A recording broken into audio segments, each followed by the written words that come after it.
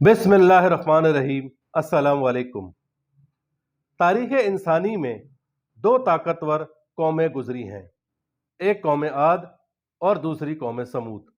یہ دونوں قومیں شرک کرنے لگیں اور اللہ تعالیٰ نے ان دونوں قوموں پر عذاب نازل کیا۔ ان دونوں قوموں کے درمیان 500 سال کا فاصلہ ہے۔ قوم سمود کے بڑے بڑے باغات تھے، چشمے، کھیتیاں، یعنی دنیا کی ہر سہولت کی چیز ان کے پاس موجود تھی۔ اس قوم نے میدانی علاقوں میں بڑے بڑے گھر بنا رکھے تھے، مگر اس کے ساتھ ہی اللہ پاک نے اس قوم کو ایسی طاقت عطا فرمائی تھی کہ انہوں نے پہاڑوں میں بھی گھر بنا رکھے تھے۔ اب یہاں ایک سوال یہ پیدا ہوتا ہے کہ پہاڑوں میں گھر کیوں بنائے؟ اس کی وجہ یہ ہے کہ جو زمین کے گھر ہوتے ہیں یہ زیادہ سے زیادہ 100 سال تک چل سکتے ہیں، اور پہاڑ اللہ کی بنائی ہوئی سخت ترین چیزوں میں سے ایک چیز ہے، جبکہ ان کی عمریں 500 سے 1000 سال تک ہوتی تھیں۔ اس لحاظ سے انہیں ہر 100 سال میں گھر بنانا پڑتا، لہذا انہوں نے پہاڑوں میں گھر بنانے کو ترجیح دی، جو ہمیشہ کے لیے ایک مضبوط گھر ہوتا تھا، اور اس کے آثار آج بھی سعودی عرب کے علاقے ہجر یعنی مدائن صالح میں موجود ہے۔ لیکن یہ قوم بھی سرکشی اور نافرمانی کی راہ پر چل پڑی۔ یوں اللہ تعالیٰ نے تنبیہ کے طور پر کئی انبیاء بھیجے اور آخر میں حضرت صالح علیہ السلام کو بھیجا، مگر بحیثیت مجموعی قوم کے انہوں نے انکار کر دیا۔ یوں تو سنت کے اعتبار سے اللہ تعالیٰ قوم کو چھوٹی چھوٹی تکالیف دے کر سمجھاتے ہیں کہ سمجھ جاؤ۔ اگر وہ قوم نہیں سمجھتی تو اللہ پاک عذاب نازل کر کے اس قوم کو صفحہ ہستی سے مٹا دیتے ہیں۔ قرآن مجید فرقان حمید میں قوم سمود کا ذکر 26 صورتوں میں آیا ہے۔ یہ پورا علاقہ جزیرہ نما حجاز کہلاتا ہے۔ حجاز میں مکہ اور تبوک کے بیچ میں جو علاقہ ہے اس کا نام ہجر ہے۔ یہ قوم سمود کا علاقہ تھا، اور قوم عاد کا علاقہ احقاف کہلاتا تھا۔ یہ یمن کے قریب واقع ہے۔ جو قوم عاد جب احقاف میں تباہ برباد ہو گئے تو یہ لوگ حضرت ہود علیہ السلام کے ساتھ اوپر کی طرف چلے گئے اور آباد ہو گئے۔ یہ علاقہ پہاڑی بھی ہے اور میدانی بھی، جسے ہجر کہتے ہیں، اور یہ لوگ اصحاب حجر کہلائے۔ اگر آپ آج سعودی عرب کا نقشہ دیکھیں تو اس میں ہجر کا نام نہیں ہے، بلکہ اس جگہ کا نام مدائن الصالح ہے۔ اس کے علاوہ دوسری طرف ایک اور علاقہ ہے جس کا نام ہے مدین، جو حضرت شعیب علیہ السلام کا علاقہ تھا۔ حضرت صالح علیہ السلام بہت خوبصورت نوجوان تھے۔ دشمن قوم والے بھی ان کا احترام کرتے، بلکہ ان کی قوم والے یہ بھی کہتے کہ یہ نوجوان آگے چل کر بہت ترقی کرے گا۔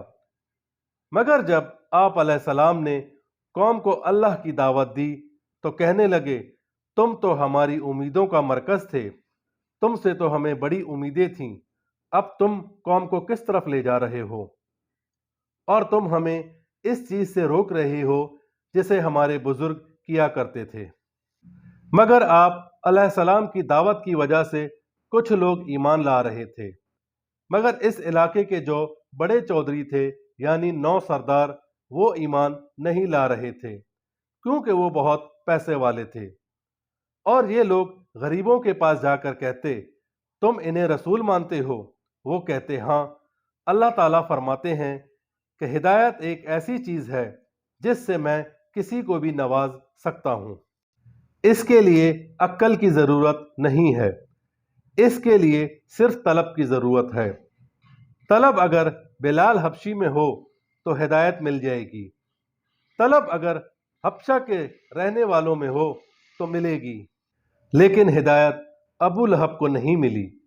یہ سب باتیں ہمارے لیے ایک نصیحت کی مانند ہے اگر ہم سمجھیں۔ ایک دن ان 9 سرداروں کی مجلس لگی ہوئی تھی۔ آپ علیہ السلام حسب معمول دعوت دینے لگے تو ان لوگوں نے حضرت صالح علیہ السلام سے کہا کہ آپ کچھ ایسا کر کے بتائیں جو دنیاوی لحاظ سے ناممکن ہو۔ اگر آپ نے ایسا کر دیا تو ہم ایمان لے آئیں گے۔ تو حضرت صالح علیہ السلام راضی ہو گئے۔ ایک نے کہا یہ پہاڑ پھٹے اور اس میں سے ایک اونٹنی برآمد ہو۔ دوسرے نے کہا 10 ماہ کی حاملہ ہو یعنی گابن ہو۔ تیسرے نے کہا بال بہت سارے ہوں۔ چوتھے نے کہا سرخ رنگ کی ہو۔ قوم مذاق مذاق میں مطالبات بڑھاتی رہی مگر آپ ہر مطالبے پر ہاں کہتے رہے۔ پھر حضرت صالح علیہ السلام نے دعا کی اور وہاں سے شرائط کے ساتھ اونٹنی آ گئی، مگر قوم والے یہ کہنے لگے یہ تو جادو ہے۔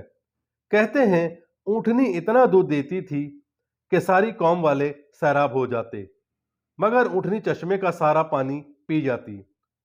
تو یہ سارے سردار حضرت صالح علیہ السلام کے پاس آئے اور اپنا مسئلہ سمجھایا تو آپ علیہ السلام نے فرمایا پانی کا ایک دن اونٹنی اور ایک دن قوم والوں کے لیے رکھ دیا، مگر قوم والے اس سے بھی تنگ آ گئے اور آپس میں باتیں کرنے لگے کہ کوئی ہے طاقتور جو اونٹنی کو ختم کر سکے۔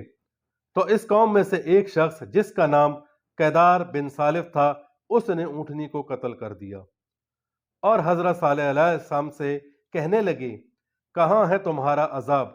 آپ نے فرمایا تم لوگ صرف 3 دن مزے لے لو۔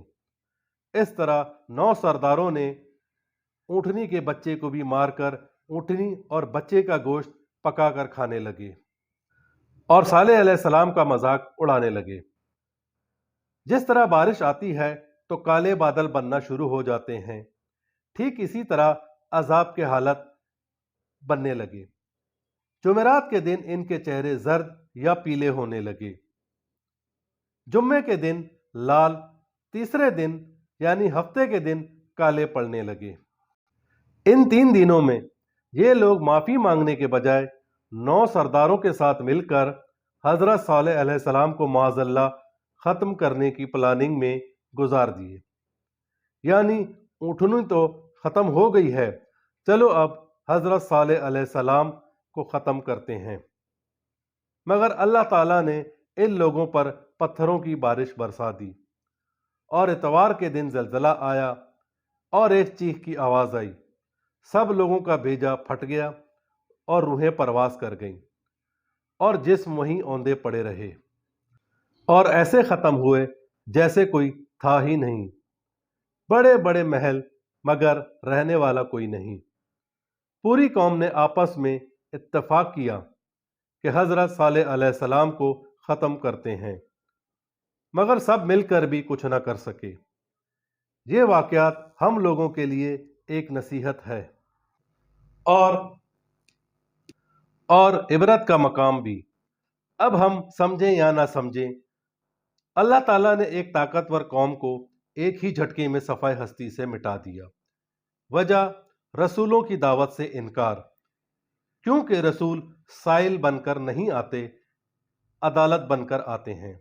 مانو گے تو دنیا کے امام بنو گے، نہیں مانو گے تو صفحہ ہستی سے مٹا دیے جاؤ گے اور تمہارا نام بھی نہ ہوگا۔